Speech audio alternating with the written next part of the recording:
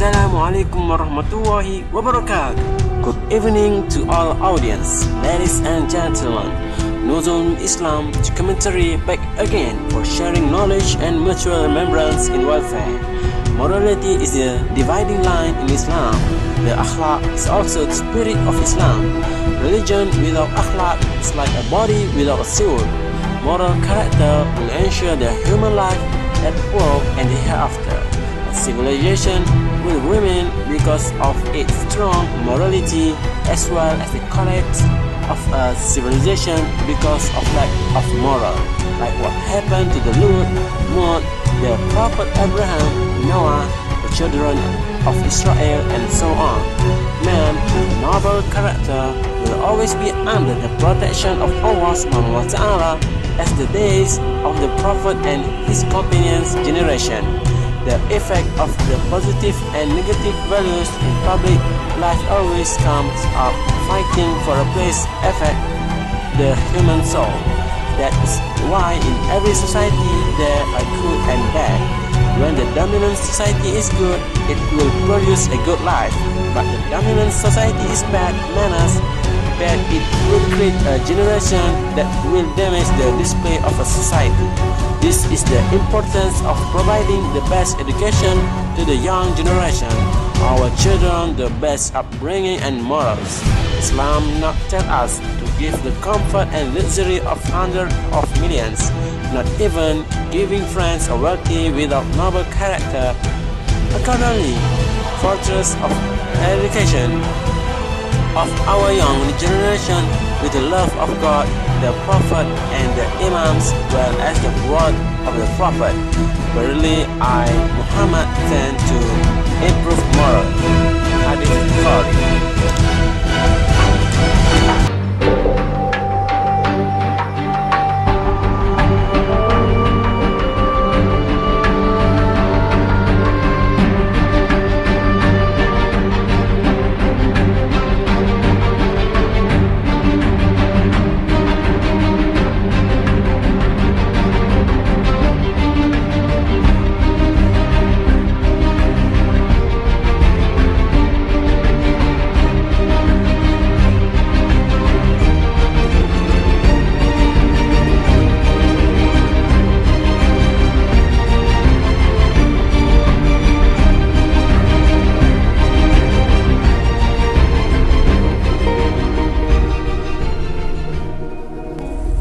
The Arabic term Akhlak, singular khuluq, is literally translated into English as ethic.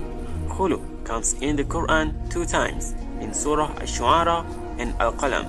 According to Muslim exegete of the Quran, Al-Qurtubi, the word khuluq al-awwalin as mentioned in the Quran means their ancient custom, and it includes religion, character, ideology, or doctrine. Another Arabic word which is employed as a literally interchangeable to akhlaq is adab. Adab means manner, attitude, behavior, and the etiquette of putting things in the proper place. Conceptually, akhlaq includes 2 meanings. First, akhlaq, ethics, means the science, ilm, that deals with the standard of right and wrong of human conduct, particularly what humans ought to do. Ethics as science refers to the study of the ethical conduct and behavior.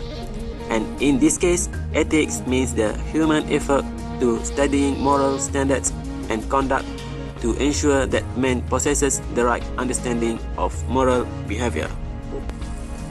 Second, akhlaq means good character or good human behavior. Al-akhlaq al-fadila. In this understanding, ethics is the human character that prescribes to refrain from immoral conduct such as cheating, corruption, discrimination, lying, stealing, murder, assault, slander, rape, fraud, and enjoins virtues of honesty, compassion, sincerity, and loyalty. As such, Islamic ethics, akhlaq, are those universal standards of right and wrong that prescribe what humans ought to do as taught by the Quran and demonstrated in the exemplary life, action and words of the Prophet ﷺ. In this sense, Akhlak subsumes all actions that are characterized as amal soleh, virtuous deed in the terminology of the Quran. In Islam, while the Quran lays the foundation of ethical concepts and standards, the Sunnah way of life of the Prophet ﷺ contains the actual practice of such concepts.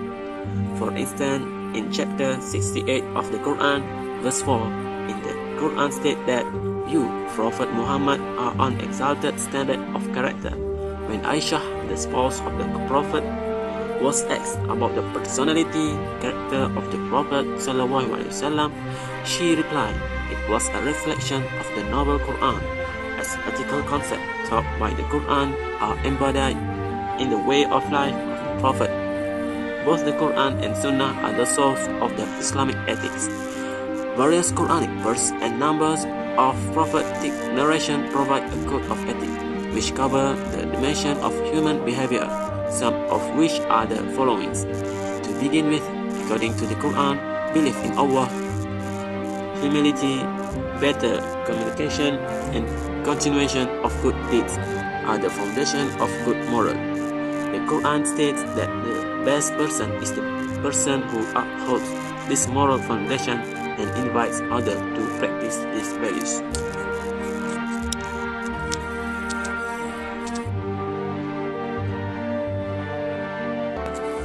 Furthermore, the Quran necessitates good morality with fair and compassionate behavior towards parents, kinsfolk, orphans, those in need, neighbor, while arrogance and vainglory have no place in the Islamic morality.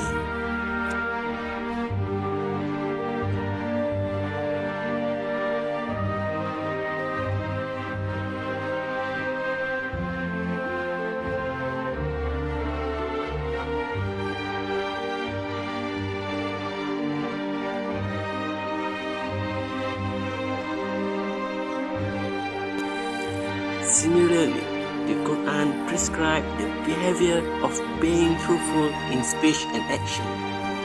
Truthful action and sincerity eliminates the hurt and improve the condition of the mind, which eventually enhance the person's outlook and worldview.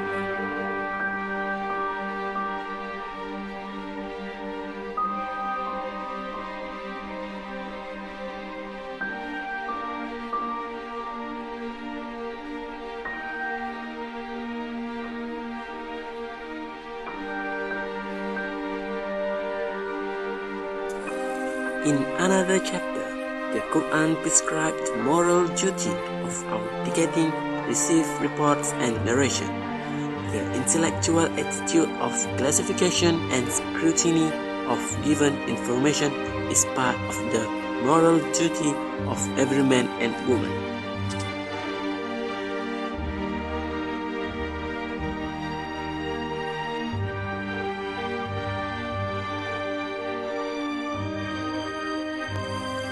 The Quran promotes the moral behavior of kindness, generosity, self-discipline, and the culture of forgiving.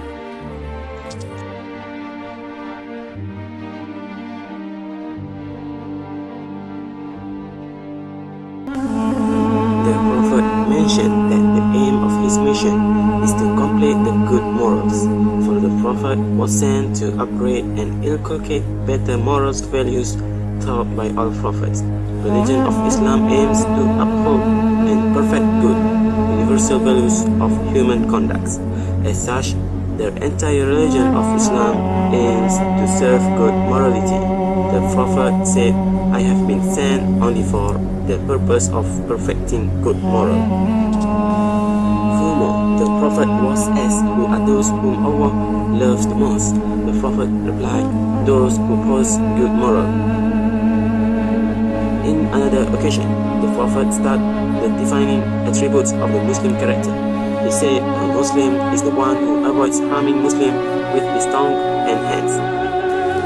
The first Islamic ethics principle is transcendental. It is so because the determination of what is ethical and what is not, or what is proper and what is improper, all comes from Allah. In Islam, the source of morality transcends humans' desires and culture. Humans. So a moral person would have respect for human life. An immoral person would not have respect for human life. So now, inshallah, you see the consequences of immorality and the blessings of morality. An equally important question is, where do we get morality from? For example, what you consider to be moral in India may not be considered moral somewhere else. And in the West, what is considered to be moral or immoral may be considered the very opposite, for example, in the East. Second, in the Islamic ethical system, man's nature is not evil nor graceless, but good fitrah. Man is born with good natural disposition. Evil traits are acquired and additional to the human nature. Third, Islam grants to all the right of enjoying their natural right, such as freedom and liberty, but not on the expenses of accountability and justice. In this norm, it is possible to evaluate the individual behavior based on the issues of accountability and public interest, and characterize his or her behavior as an immoral, even though such characterization might limit the liberty of the individual. Individuals are free to speak of their mind and act according to their free will. However, their freedom and liberty end where the right of others begin. For instance, nudists might defend nudism based on the norms of the individual freedom and liberty. However, in the Islamic moral system, nudism is unethical and won't remain immoral simply because it contradicts with the moral principle of public decency, the concept of Allah.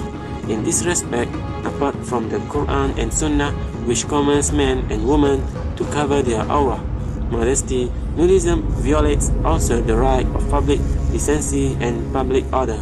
Therefore, it is immoral. Fourth, Islam offers an open system approach to ethics, not a self-oriented system, as individual interests and personal satisfaction are very much related to the public welfare and collective interest. Egoism has no place in the Islamic moral system. The entire human race is considered as one entity. Therefore, the interest of each and every one of this entity matters. The Prophet stated that he has not affirmed faith in me.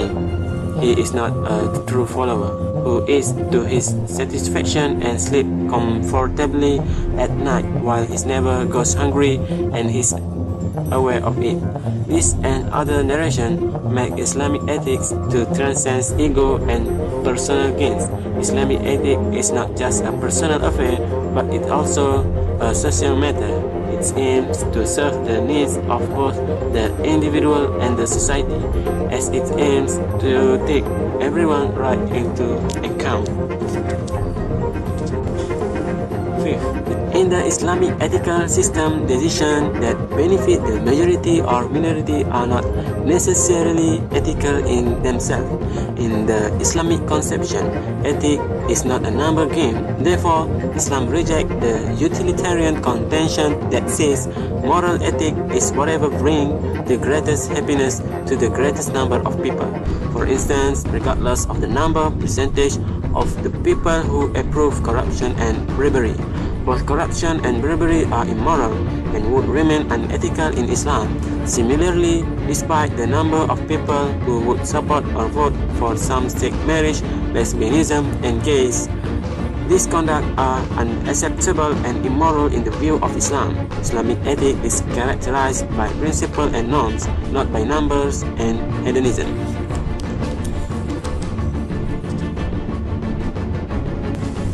In conclusion, Islam offers an ethical system which is unique.